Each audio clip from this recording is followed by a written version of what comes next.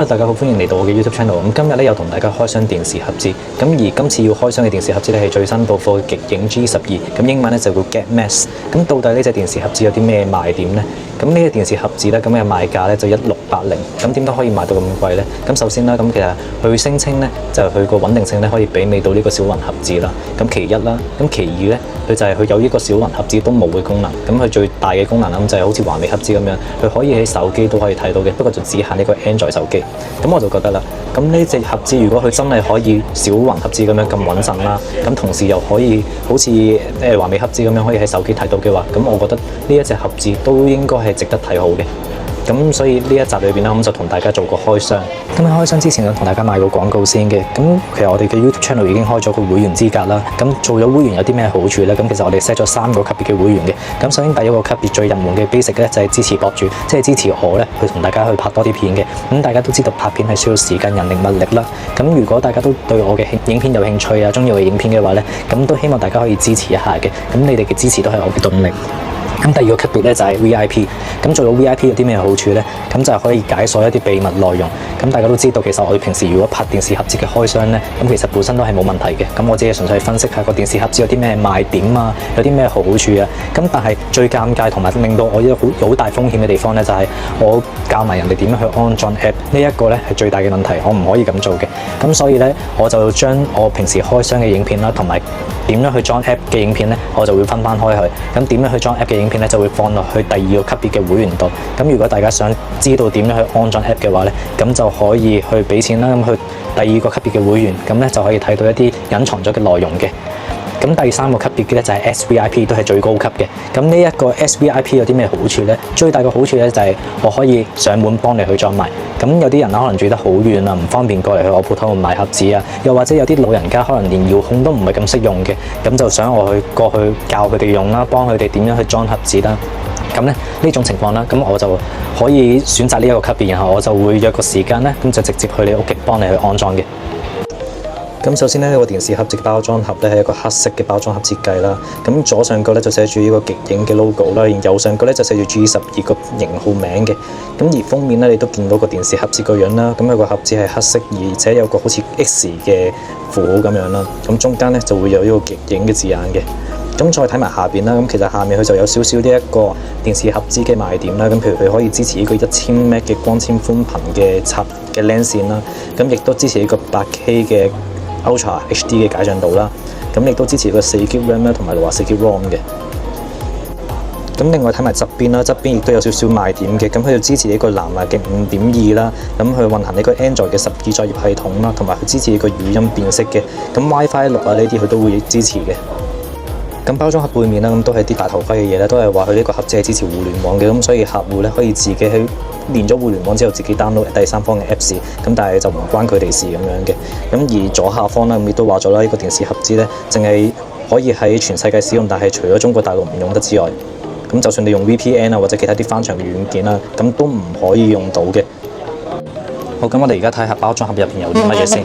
係啦，咁而家打開咗之後啦，咁首先同平時嘅電視盒子一樣啦，你都見到一個機身嘅，咁呢個擺埋一邊先。咁入邊咧有說明書啦，咁亦都有3腳嘅火牛啦，有 HDMI 線啦，同埋呢個遙控器嘅。咁遙控器咧都係大同小異啦，咁有開關掣啦，咁然後呢度有2個掣咧，咁我估計應該係一啲快捷鍵嚟嘅，咁但係我哋陣間試玩嘅時候咧，需要再慢慢研究。咁而呢一度咧，咁有一個功能鍵啦，有設定啦，有 OK 上下左右啦，咁亦都有語音鍵啦、音量鍵啦，同埋下面都有數字嘅。咁數字鍵其實我覺得都幾重要，因為有時可能打啲 password 啊成啊咁樣，冇數字鍵咧，咁逐個咁都好唔方便。嗱，咁呢一個咧，咁就係個電視盒子個機身啦。咁其實同頭先個盒嘅封面一樣啦，你都見到有個 X 咁樣嘅。咁中間就寫住極影啦。咁佢都係正面咧就會寫住呢個 G12嘅。咁呢一度應該都係嗰啲遙控器嗰啲紅外線嗰啲 sensor 啦。咁而側邊咧咁就會有2個，一個 USB 嘅插頭嘅。咁2個都係 USB 2.0嘅。咁另外呢度支持呢個 micro SD 卡啦。咁再轉去後邊啦，咁後邊咧一樣有呢個電源嘅插槽啦，有呢個 HDMI 嘅插槽啦，同埋有呢個 LAN 線嘅插槽嘅。咁亦都有呢個 AV 嘅插槽。咁佢個機底咧都再一強調啦，佢唔可以喺中國大陸銷售同埋使用嘅，同埋佢都一強調咗佢係有4GB RAM 啦，同埋64GB ROM。同其他電視盒子一樣啦，咁佢使用嘅時候咧都係要插翻電源線啦、HDMI 線啦。咁如果你有 LAN 線就插 LAN 線，冇 LAN 線就插連 WiFi 嘅。咁基本上咧，成個電視盒子入到去個界面咧，你見到好似小雲盒子嗰啲咁樣嘅，咁都係左上方啦，就係有呢個廣告位啦，咁然後就有 Netflix 啊、YouTube 啊之類嘅。咁而你見到啦，咁其實佢呢一個盒子咧，佢用嘅 App 咧，主要係用呢個 Action TV。而我哋睇埋上面啦，咁你會見到有瀏覽器啦，有聯絡客服啦，有網速測速啦，有呢個幫助啦，有呢個自動啟動啦，即係你開機會開啲乜嘢 app 啦，有呢啲快速啟動啊，有藍牙啊，有呢一個清理記憶體啊、網絡設置啊、遙控器等等嘅選項嘅。咁亦都有呢個更多設定。咁入到去咧就會見到咁嘅畫面嘅。咁你就可以去改變你嘅 wallpaper 啦，或者一啲系統設置啊、調整屏幕啊等等。咁頭先講到遙控器啦，咁其實講嘅遙控器唔係講緊你嗰個 remote 啊，而係有時咧，你可能見喺屋企有時會揾唔到個 remote， 唔見咗 remote 咧，咁你用呢個遙控器功能啦，咁你掃咗個 QR code 咧，咁你就可以用呢一個手機咧去操作呢個 Get Max Box 嘅電視盒子啊。咁所以咧，呢一個功能可以隨時切換啦。咁你有時可以用手機控制又得，用 remote 控制都得咗。最重要係咧，佢連用手機連接咗之後咧，咁佢檔案傳輸呢啲嘅功能咧，佢都可以做到嘅。咁佢就比起你用呢一個普通嘅遙控器咧，更加強大。一般嘅投屏功能佢都會有嘅。咁入埋去睇埋佢所有嘅應用程式啦，咁其實佢都有一個瀏覽器啦，有 YouTube 啦，有 Netflix 啦，有 Google Play 啦。咁本質上佢都係一個普通嘅 Android Box 嚟嘅。咁頭先講佢用嗰個 App 咧，咁佢就本身冇包括落，要自己去安裝嘅。咁點樣去安裝啦？咁都係大家做咗會員咧，我哋就會慢慢同大家去講解嘅。咁我哋入到去呢個 Action TV 啦，咁其實你見到成個 Action TV 個界面咧，都有少少似呢一個 Yoga TV 啊，即係小雲本身嘅 Yoga TV。咁我哋頭先都講過啦，咁其實佢係個穩定性咧係媲美呢一個小雲盒子嘅。咁我都懷疑緊佢會唔會其實係用 Yoga TV 去改個名做 Action TV。咁其實可能佢個背後咧都係同一個 App 都唔定啦。咁你見到佢個畫面其實有少少相似嘅。咁一入到去咧，見到直播啦，咁亦都有回看、有推薦、有電影、有電視劇、短劇、兒童、動漫、綜藝、體育等等嘅。咁而回看方面啦，咁其實佢都推銷咧，就係話佢其他嘅電視盒子啦，咁可能都有啲盒子唔係咁多日嘅回看嘅，咁可能得嗰4日啊、3日啊。咁而佢呢一個電視盒子咧係支持7日嘅回看嘅。咁7日嘅回看應該係目前嘅電視盒子嚟講咧，算係比較長嘅一個回看嘅時間。咁我哋再睇埋佢直播究竟流唔流暢。咁因為香港其實唔係咁適合去播翻香港嘅影片啦，咁所以我就播一啲大陸嘅電視台嘅直播。咁你見到其實佢都好鬼快嘅，佢好快咧就已經入咗去個直播畫面。咁我試下轉台先。咁我哋轉台。咁其實你見到可能1秒2秒咧，其實已經轉咗嘅。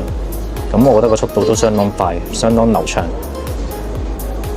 咁另外咧，我都講過啦，咁呢一個盒子咧，佢除咗有呢個小雲嘅穩定性之外咧，咁亦都有呢個華美盒子嘅可以喺手機睇嘅功能嘅。咁點樣可以喺手機睇咧？咁其實你入到去個 app 咧，你向右手邊不停咁撳到最後咧，會見到有關於嘅。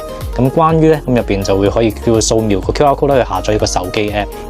咁有時咧，有啲人咧可能唔識得點樣去用 QR code 去掃咧，咁你亦都可以打開你個瀏覽器啦，咁由輸入翻 m.6966c.cc 呢個網址，咁亦都可以去下載個 apps 嘅。好啦，咁我而家咧就用我手上嘅 Vivo 手機咧，同大家去試下嘅。咁我首先就掃 QR code 啦，咁就打開佢，咁打開之後就仍要下載，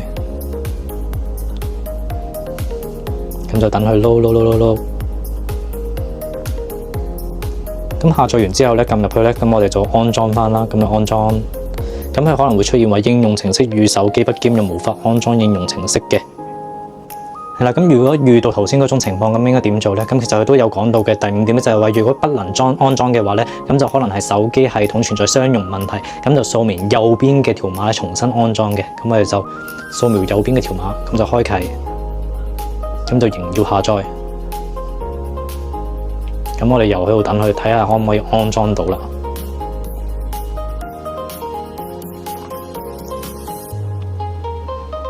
好，咁我哋撳入去安裝，繼續安裝。咁佢可能會話可能有害嘅，咁我哋唔好理啦，仍要安裝。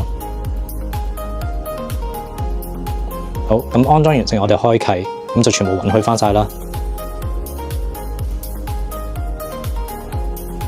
咁咧，你會見到啦，咁喺個電視嗰度其實會有一個賬戶密碼嘅，咁我哋就輸入翻個組數賬戶密碼。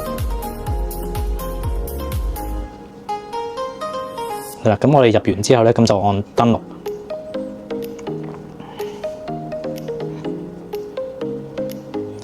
咁然後允許啦，咁咧你就可以睇到，你用你個手機咧去睇到呢個直播嘅。咁但係咧，因為佢右邊嗰個咧，佢淨係可以睇到直播。咁如果你要點播嘅話咧，咁就唔得噶啦。咁我哋咧暫時測試咗咧，就係如果我用 Vivo 手機嘅話咧，就會出現呢個手機系統存在相容嘅問題，咁就係可以睇到直播嘅啫。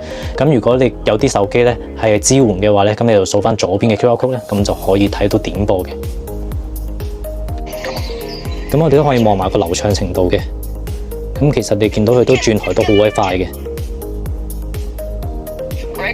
同埋佢個畫面咧都好清晰同埋流暢。好啦，咁基本上咧，呢一個電視盒子嘅重點咧，我已經同大家講晒啦。最主要嘅重點就係佢有呢個小雲盒子嘅穩定性，同埋一個可以好似華為手機咁樣，華為盒子咁樣咧，可以喺手機度睇到。咁但係有啲手機咧，淨係支持呢個直播，咁有啲手機咧就可以睇到點播，咁就要視乎你嘅用緊咩嘅 Android 手機。好啦，咁關於呢個極影 G12嘅賣點咧，就大致講到呢度嘅。咁如果大家都中意呢一條影片嘅話咧，咁歡迎 CLS 即係 comment、like 同 share 我哋嘅影片啦。咁我哋有啲乜嘢關於電視盒子嘅更新或者其他電視盒子嘅開箱咧，咁我哋都會即刻同大家分享嘅。咁今集嘅時間又去到呢度啦，咁下次見，拜拜。